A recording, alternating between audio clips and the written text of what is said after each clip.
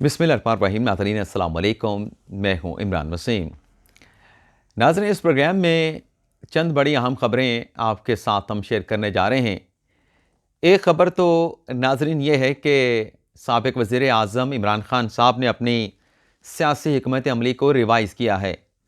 अब नज़रसानी करने के बाद चेयरमैन पीटीआई इमरान ख़ान की नई पॉलिटिकल स्ट्रेटजी क्या है, इस पर हम बात करेंगे।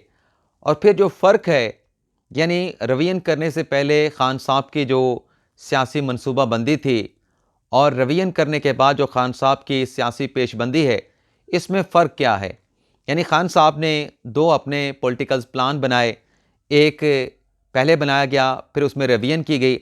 अब रवियन करने के बाद ख़ान साहब का नया प्लान क्या है, ये तो हम बताएंगे, लेकिन दोनों में फ़र्क क्या है वो फ़र्क भी हम वाज़ेह करेंगे। इसके अलावा नाज़रीन, पंजाब के वज़ीर आला चौधरी परवेज़ इलाही साहब लाहौर हाई कोर्ट के फैसले के बाद अपने ओहदे पे पंजाब की वज़ारत आला पे बहाल हो चुके हैं। ना सिर्फ खुद बहाल हुए हैं, बल्कि लाहौर हाई कोर्ट के फैसले के बाद उनकी पूरी सूबाई काबीना भी अपनी वजारतों पे बहाल हो चुकी है।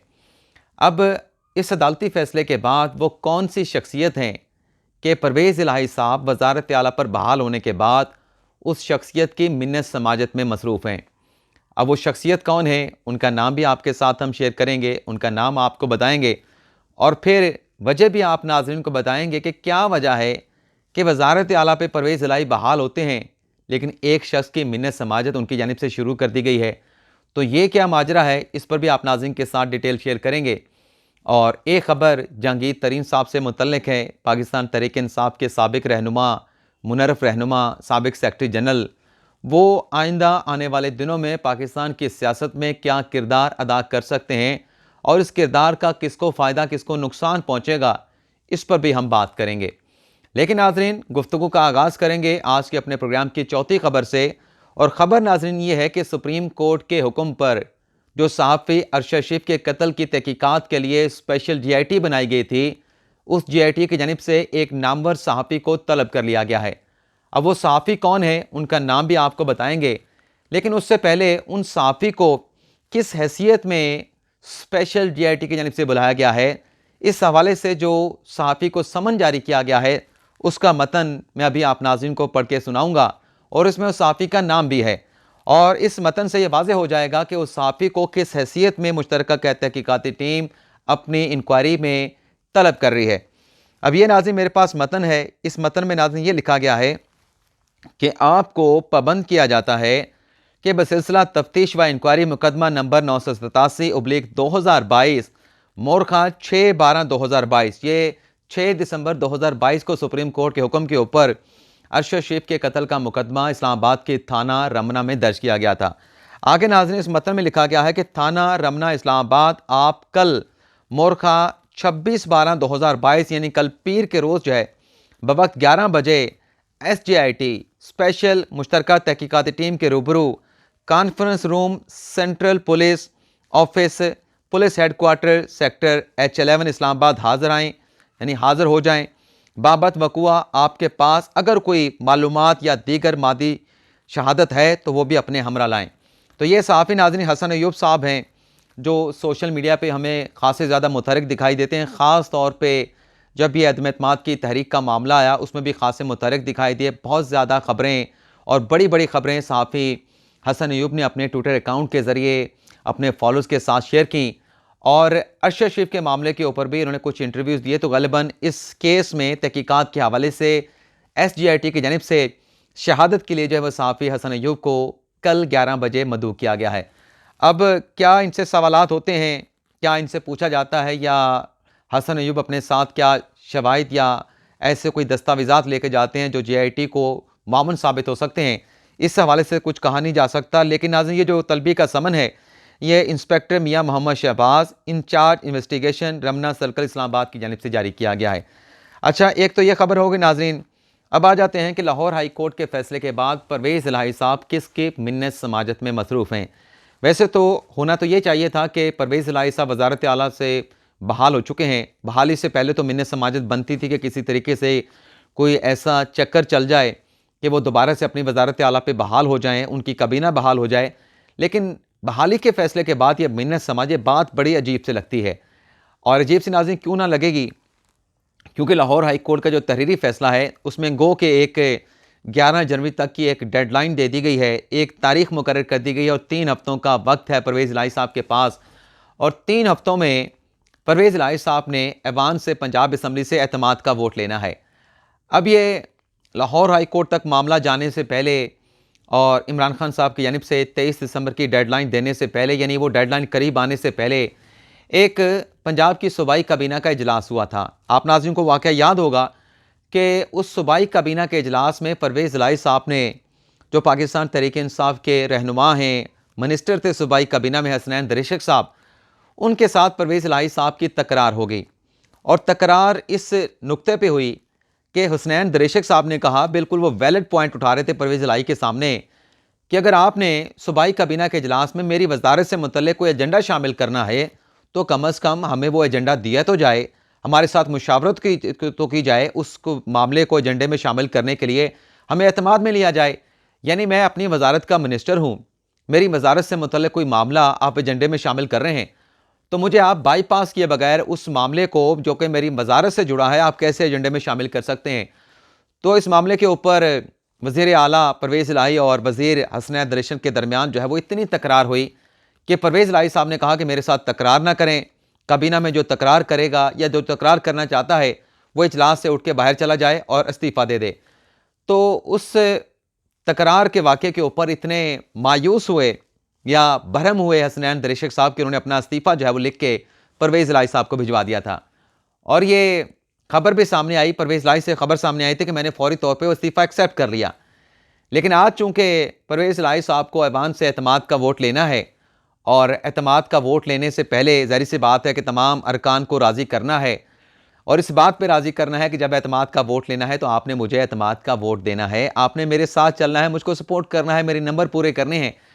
तो हसनैन दरीशक साहब को तो परवेज़ इलाही साहब नाराज़ कर चुके हैं और बाकायदा एक इंटरव्यू में जो एयरवाई न्यूज़ पे उन्होंने दिया और खान साहब के 17 दिसंबर के ऐलान के बाद कि 23 दिसंबर को केपी और पंजाब की असम्बलियाँ तहलील कर देंगे, तो 28 दिसंबर को इंटरव्यू देते परवेज़ इलाही साहब ने जहां ये कहा कि मुझे तो बड़ी इंसल्ट लगी कि मुझे साथ बिठा के इमरान खान साहब ने साबिक आर्मी चीफ जनरल कमर जवेद बाजवा की इंसल्ट की। और दूसरी उन्होंने बात हसनैन दरीशक की कि इतने ये लोग हैं कि इन्हें समझ नहीं आती क्या बात करनी है क्या बात नहीं करनी, मेरे साथ तकरार करते हैं। तो मैंने कहा निकल जाओ यहाँ से और इस्तीफ़ा दे दो अगर आप बात नहीं सुन सकते दूसरे की। तो बड़े गुस्से में कह रहे थे। लेकिन आज परवेज़ इलाही साहब का स्टेटमेंट आया है जो मीडिया पर रिपोर्ट हुआ है, उसमें परवेज़ इलाही साहब नाज़रीन ये कह रहे हैं कि हसनैन दरीशक साहब तो बड़े काबिल वज़ीर हैं मेरी काबीना के और बड़े अच्छे तरीके से वो वजारत को चला रहे हैं। ना सिर्फ ये कहा बल्कि ये भी कहा कि मैंने उनका इस्तीफ़ा एक्सेप्ट नहीं किया और बल्कि यहाँ तक कहने तक चले गए परवेज़ इलाही साहब कि मेरे लिए हसनैन दरीशक बिल्कुल ऐसे हैं जैसे मेरा बेटा मोनिस इलाही साहब, बिल्कुल ऐसे होंगे। लेकिन 18 दिसंबर को क्या हुआ था? 18 दिसंबर से पहले जो सूबाई काबीना का इजलास हुआ था उसमें परवेज़ इलाही साहब को क्या हुआ था? वो पंजाबी में लोग कहते रहते हैं कि मुश्किल वक्त में गधे को भी बाप बनाना पड़ता है, लेकिन उस मिसाल को मैं यहाँ पे फिट नहीं करूँगा। लेकिन आखिर क्या वजह बनी है कि परवेज़ इलाही साहब जिस गुस्से का, जिस रौनक का इजहार कर रहे थे इंटरव्यू के अंदर हसनैन दरीशक के हवाले से, अब उसी हसनैन दरीशक के हवाले से परवेज़ इलाही साहब कह रहे हैं कि वो तो मेरे बेटे की तरह है, वो तो बड़ी अच्छी वजारत चला रहा है, मेरी काबीना का सबसे बेहतरीन मिनिस्टर है। तो ये बातें परवेज़ इलाही साहब को पहले नहीं पता थी। और अगली खबर नाज़रीन जो आपके साथ हम शेयर करने जा रहे हैं, जो खान साहब ने अपनी सियासी हिकमत अमली को रिवाइज़ किया है, उसमें नाज़रीन पहले खान साहब ने यह ऐलान किया था, कल गालिबन खान साहब ने ऐलान किया कि उनके जो MNA हैं कौमी असम्बली से जो अपने इस्तीफ़े दे चुके हैं, वो पीर के रोज़ अपने इस्तीफ़े की मंजूरी के सिलसिले में स्पीकर के चैम्बर में पेश होंगे, वहाँ पर जाके अपने इस्तीफ़ों की तस्दीक करवाएंगे। तो ये खान साहब की पहले की सियासी मनसूबाबंदी थी। अब खान साहब ने इस सियासी मनसूबाबंदी को एक नई सियासी पेशबंदी के साथ तब्दील किया। उसकी कोई वजह भी नज़र नहीं आती, यानी मैं कोई जवाज़ नहीं पेश कर सकता कि खान साहब ने ये जो 26 दिसंबर को जाके इनके अरकान ने जाके स्पीकर के चैम्बर में अपने इस्तीफ़ों की तस्दीक करवानी थी, अब उसे खान साहब 28 दिसंबर तक क्यों ले गए हैं, इन्हें 3 दिन का गैप क्यों डाला गया है।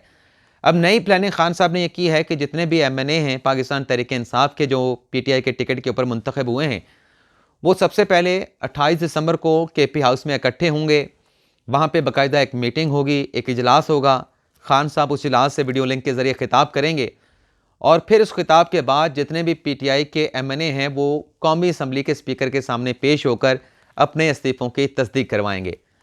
तो ये नाज़िम खान साहब ने एक छोटी सी अपनी रिवीजन की अपनी सियासी हिकमत अमली में, लेकिन क्या खान साहब को इसका फ़ायदा पहुंचेगा? क्योंकि स्पीकर की जानिब से वाज़ेह तौर पे कहा जा चुका है, जो वाइस चेयरमैन है पाकिस्तान तहरीक-ए-इंसाफ के शाह महमूद कुरैशी साहब, उन्होंने भी एक ख़त लिखा था राजा परवेज़ अशरफ को। उस ख़त का उन्होंने जवाब दिया, जिसमें राजा परवेज़ अशरफ ने शाह महमूद कुरैशी से कहा कि इससे पहले आपके अरकान को, तमाम अरकान को इस्तीफ़ों की तस्दीक के लिए 30 मई को लेटर लिखा गया और एक शेड्यूल बनाया गया जिसमें 6 जून से लेकर 10 जून तक आपके लोगों ने आके मेरे चैम्बर में मेरे सामने फ़र्दन पेश होना था और अपने इस्तीफ़ों की तस्दीक करवानी थी।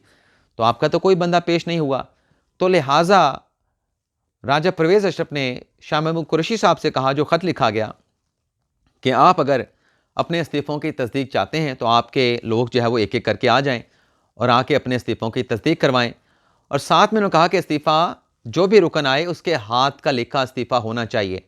यानी इससे ये वाज़ेह किया स्पीकर नेशनल असम्बली राजा परवेज़ अशरफ ने कि इससे पहले जो पीटीआई के लोगों ने 9 अप्रैल को इस्तीफ़े दिए थे वो हाथ से लिखे हुए नहीं थे, वो एक पैटर्न था ख़ास जो कि कंप्यूटर पे टाइप करके उसमें पीटीआई के एमएनए के नाम लिखे, उनका हल्का लिख के नीचे दस्तखत करवा लिए गए थे। तो वो तमाम इस्तीफ़े जो एक पैटर्न पे कंप्यूटराइज इस्तीफ़े थे, उन्हें स्पीकर साहब ने, राजा परवेज़ अशरफ ने मुस्तरद कर दिया है और यह कह दिया है कि जिसने इस्तीफ़ा देना है वो अपने हाथ से आके इस्तीफ़ा लिखे। मेरे चंद सवालात हैं जो सुप्रीम कोर्ट के फैसलों के मुताबिक मैंने पूछने हैं, जो आइन के मुताबिक मैंने पूछने हैं और जो असम्बली के रूल्स हैं उनके मुताबिक मैंने कुछ सवालों का जवाब लेना है, ख़ुद को सेटिस्फाइड करना है और जो मुझे सेटिस्फाइड करता जाएगा उनके इस्तीफ़े एक्सेप्ट कर लिए जाएंगे। अब देखना यह होगा कि 28 दिसंबर को साबिक वज़ीर आज़म इमरान खान साहब जो पीटीआई के एमएनए का इजलास बुला रहे हैं, उनके साथ वीडियो लिंक के ज़रिए खिताब करेंगे, तो क्या फ़ैसला ये होता है कि फ़र्दन सारे जाएँ, एक-एक करके जाएँ, या फिर इमरान खान साहब सबको इकट्ठा भेजते हैं? तो इसका मतलब ये होगा कि पीटीआई अपने इस्तीफ़े एक्सेप्ट नहीं करवाना चाहती। लेकिन अगर सबको फ़र्दन भेजा जाता है, इनफरादी हैसियत में भेजा जाता है और उन्हें ये ग्रीन सिग्नल दिया जाता है कि आप अपने हाथ से लिखे इस्तीफ़े भी साथ लेके जाएँ, तो फिर पाकिस्तान तहरीक-ए-इंसाफ की बात बन सकती है। लेकिन डिपेंड करेगा कि जो मेंबर जाएगा, क्या जो सवाल उनसे पूछे जाएंगे उन सवालों का सेटिस्फैक्ट्री जवाब वो स्पीकर को दे पाएंगे? ये नाज़रीन एक कंडीशन है। अब जहांगीर तरीन के हवाले से नाज़रीन खबर ये है, जो चीज़ें जो वाइब सामने आ रही हैं, जो चहमगोइयाँ की जा रही हैं, कि लाहौर हाई कोर्ट ने तो परवेज़ इलाही साहब को बहाल कर दिया, लेकिन 11 जनवरी तक उनके पास डेडलाइन है। लेकिन 11 जनवरी से पहले खान साहब ये कह चुके हैं कि 11 जनवरी से पहले परवेज़ इलाही साहब एतमाद का वोट ले लेंगे। लेकिन वाइब्स ये आ रही हैं कि पीडीएम जो फैसला कर चुकी है कि परवेज़ इलाही साहब को हमने वज़ारत आला से हटाना है और अपने नंबर पूरे करके हमने परवेज़ इलाही साहब को उनके ओहदे से हटा के अपना वज़ीर आला लेके आना है। अब ये जो नंबर गेम वाला मामला है, इसमें जहांगीर तरीन साहब को कहा जा रहा है कि बड़ा रोल मिल सकता है। इस सिलसिले में वो बड़ा अहम सियासी किरदार अदा कर सकते हैं और उस सियासी किरदार का नुकसान तो इमरान खान साहब को होगा, लेकिन फ़ायदा पीडीएम की सियासी जमातें उठाएंगी। अब ये जो सियासी किरदार जहांगीर तरीन साहब अदा करने जा रहे हैं, ये कब होगा, कैसे होगा, इस हवाले से फ़िलहाल कुछ कहा नहीं जा सकता। वक्त आने पे सारी चीज़ें पता चलेंगी। लेकिन जो वाइब्स आ रही हैं, जो चहमगोइयाँ हो रही हैं, जो सरगोशियाँ हो रही हैं, वो हमने आपके साथ शेयर कर दी हैं। इजाज़त चाहते हैं। अल्लाह ताला हम सब का हामी नासिर हो। अपनी ढेर सारी दुआओं में याद रखिएगा। अल्लाह हाफ़िज़।